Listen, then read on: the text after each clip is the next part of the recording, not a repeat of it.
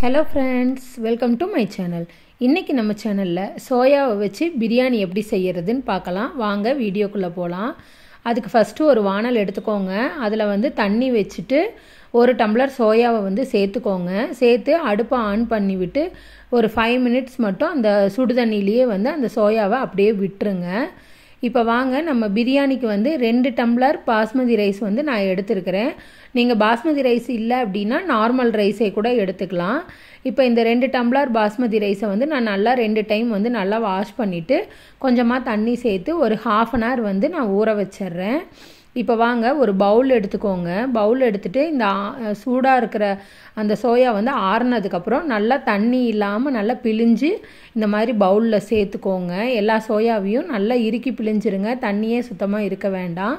இப்போ எல்லாத்தையும் பவுல்ல சேர்த்துக்கிட்டோம். இதுக்கு நம்ம ஒரு மசாலா மாதிரி இதுக்கு ரெடி பண்ண போறோம். அதுக்கு என்னென்னன்னு பாத்தீங்க அப்படினா கொஞ்சம் மஞ்சள்தூள் சேர்த்துக்கோங்க. கூடவே 1 ஸ்பூன் சில்லி பவுடர் சேர்த்துக்கோங்க. வரமிளகாய் தூள் சேர்த்துக்கோங்க. கொஞ்சமா உப்பு சேர்த்துக்கோங்க. கொஞ்சம் தயிர் சேர்த்துக்கோங்க.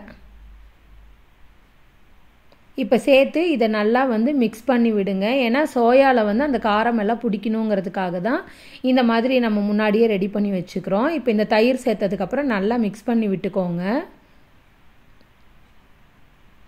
இப்போ நல்லா அந்த மசாலா எல்லாம் சோயால நல்லா ஆட் ஆயிடுச்சு. இந்த மாதிரி நல்லா mix பண்ணி விட்டு ஒரு 15 minutes அப்படியே வெச்சிருங்க.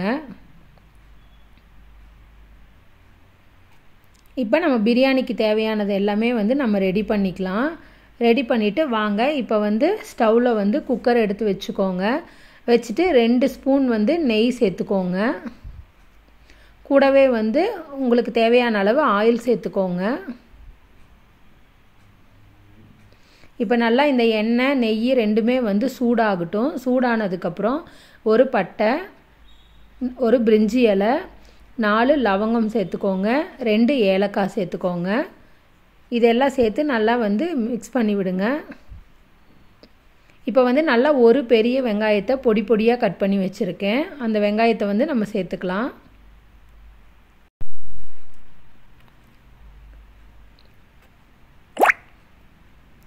நல்லா வெங்காயம் பொன்னிறமாகணும். அந்த அளவுக்கு நல்லா வதக்கி விடுங்க. பிரியாணிக்கு வெங்காயமும் தக்காளியும் நல்லா வதங்கினாதான் நல்லா டேஸ்டா இருக்கும். இப்போ இந்த டைம்ல 1 ஸ்பூன் இஞ்சி பூண்டு விழுது சேர்த்துக்கோங்க. சேர்த்து நல்லா பச்சை வாசம் போற வரைக்கும் வதக்கி விடுங்க.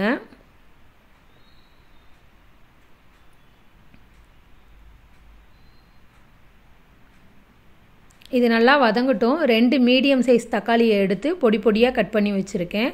சோ அந்த கட் பண்ணி வச்ச தக்காளியும் சேர்த்து நல்லா வதக்கி விடுங்க. இப்போ வெங்காயம் தக்காளி நல்லா ஒண்ணோட ஒண்ணு நல்லா mix ஆகி நல்லா வதங்கணும்.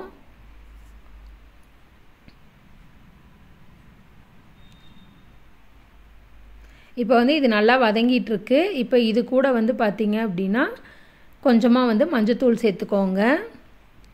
காரத்துக்கு தேவையான அளவு வரமிளகாய் தூள் சேர்த்துக்கோங்க. ஏனா ஆல்ரெடி சோயா சங்க்ஸ்லயே நம்ம சேர்த்திருக்கோம். சோ காரத்துக்கு தகுந்த மாதிரி வரமிளகாய் தூள் சேர்த்துக்கோங்க. 1 ஸ்பூன் கரம் மசாலா தூள் சேர்த்துக்கோங்க.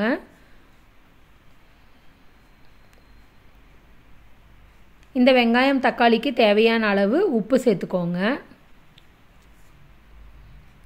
சேர்த்து நல்லா mix பண்ணி விடுங்க. அடுப்பை மீடியம் ஃப்ளேம்ல வெச்சுக்கோங்க. நல்லா மசாலா எல்லாம் பச்சை வாசம் போகணும். அந்த அளவுக்கு நல்லா வதக்கி விட்டுக்கோங்க. இப்போ பாத்தீங்கன்னா தெரியும் நல்லா வதங்கிருச்சு. இப்போ இந்த டைம்ல நம்ம அந்த சோயாவோட அந்த மிக்சிங் இருக்கு இல்லையா அதை எடுத்து இதுலயே சேர்த்துக்கோங்க. சேர்த்துட்டு இப்போ நல்லா அதோடயே சேர்த்து நல்லா வதக்கி விடுங்க.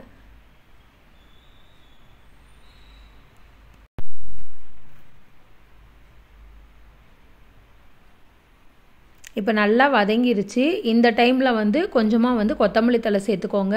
உங்ககிட்ட புதினா இருந்ததுனா புதினாவும் கொஞ்சம் சேர்த்துக்கோங்க. என்கிட்ட புதினா இல்ல. சோ நான் அதனால புதினா சேர்த்துக்கல. இப்போ நாம ஊற வச்சிருக்கிற பாஸ்மதி ரைஸை எடுத்து தண்ணி இல்லாம இதல சேர்த்துருங்க.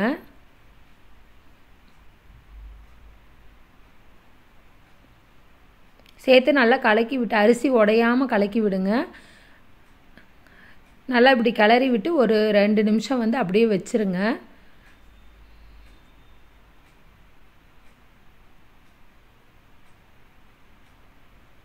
இப்போ 1 டம்ளர் பாஸ்மதி ரைஸ்க்கு 1.5 டம்ளர் தண்ணி எடுத்துப்போம். ஸோ நான் அந்த கணக்கில் வந்து மொத்தமாக வந்து 3 டம்ளர் தண்ணி வந்து நான் அந்த பவுல்லையே எடுத்துக்கிட்டேன். ஸோ அந்த பவுல்லையே எடுத்து தண்ணி சேர்த்துக்கிட்டேன். இப்போ தண்ணி சேர்த்ததுக்கப்புறம் இப்போ இந்த இதுக்கு தேவையான பிரியாணிக்கு தேவையான அளவு உப்பு சேர்த்துக்கோங்க. உப்பு சேர்த்து நல்லா மிக்ஸ் பண்ணி விடுங்க. தண்ணி அளவாக வைங்க கரெக்டாக, ஏன்னா இல்லைன்னா வந்து ரொம்ப குழஞ்ச மாதிரி ஆகிடும். இப்போ நல்லா ஒரு கொதி வந்ததும் மூடி வச்சுருங்க.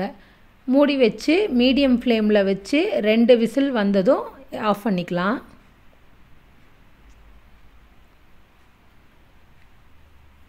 இப்போ 2 விசில் வந்து நல்லா விசில் அடங்கிருச்சு. இப்போ வாங்க ஓப்பன் பண்ணி பார்க்கலாம் சோயா பிரியாணி எப்படி ரெடியாக இருக்குது அப்படின்னு. பாருங்கள், பார்க்கவே ரொம்ப சூப்பராக இருக்குது. சோயா எல்லாம் அப்படியே மேலே வந்து நின்றுருக்கு. பிரியாணி வந்து நல்லா அரிசியெல்லாம் உடையாமல் சூப்பராக வந்து பிரியாணி ரெடி ஆகிடுச்சு. தண்ணி நீங்கள் கரெக்டான மெஷர்மெண்ட்டில் வச்சிங்க அப்படின்னா இந்த மாதிரி நல்லா உதிரி உதிரியாக இருக்கும். தண்ணி கொஞ்சம் சேர்த்து வச்சிட்டிங்க அப்படின்னா குழஞ்ச மாதிரி ஆகிடும். ஸோ தண்ணி மட்டும் பார்த்து கரெக்டாக வச்சுக்கோங்க. இப்போ வாங்க ஒரு பவுலில் வச்சு நம்ம சூடாக வந்து சர்வ் பண்ணிக்கலாம். அவ்வளோதாங்க, சூப்பரான சோயா பிரியாணி ரெடி ஆகிடுச்சு. டேஸ்ட் வந்து வேறு லெவலில் இருந்தது. இது கூட வந்து நம்ம தயிர் பச்சடி வந்து வச்சு சாப்பிட்டுக்கலாம். அவ்வளோதாங்க, சோயா பிரியாணி ரெடி ஆகிடுச்சு. சோயா புலாவ்னு சொல்லலாம், சோயா பிரியாணின்னு சொல்லலாம், நீங்கள் எப்படி வேணாலும் சொல்லலாம். பார்க்கவே வந்து நல்லா கலர்ஃபுல்லாகவும் இருக்குது, நல்லா உதிரி உதிரியாக ரொம்ப டேஸ்ட்டாகவும் இருந்தது. நீங்களும் இந்த ரெசிப்பியை வந்து உங்கள் வீட்டில் ட்ரை பண்ணி பாருங்கள். இந்த முறையில் நீங்கள் வந்து ட்ரை பண்ணி பாருங்கள். ட்ரை பண்ணி பார்த்துட்டு உங்களுக்கு எப்படி வந்தது அப்படின்னு சொல்லிட்டு மறக்காமல் எனக்கு கமெண்ட்டில் சொல்லுங்கள். இந்த வீடியோ பிடிச்சிருந்தா லைக் பண்ணுங்கள். என்னோடய சேனலில் சப்ஸ்கிரைப் பண்ணிவிட்டு பக்கத்தில் இருக்க பெல் ஐக்கானி கிளிக் பண்ணி வச்சுக்கோங்க. அப்போ தான் நான் போடுற வீடியோவோட நோட்டிஃபிகேஷன் உங்களுக்கு வரும். Thank you friends.